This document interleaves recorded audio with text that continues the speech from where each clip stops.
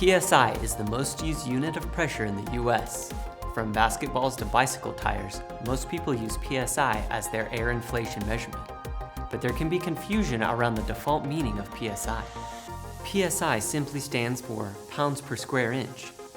It's a general term used for pressure measurement but can be affected in several ways. In oil and gas operations, there are two units of measurement that you will come across that are more specific: PSIA and PSIG. In today's video, we're going to look at how these relate to the oil and gas industry. PSIA stands for pounds per square inch absolute. Absolute pressure is pressure relative to zero or absolute vacuum.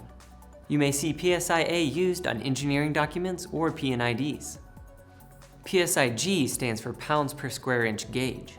Gauge pressure is the pressure relative to atmospheric pressure. Gauge pressure is what most analog gauges on your oil-filled valves and equipment will show. PSIG is often the default meaning when a PSI unit is presented. For example, your tire pressure would be considered gauge pressure.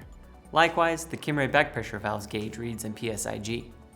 An example situation where this may come up is in valve sizing when using the Kimray sizing calculator.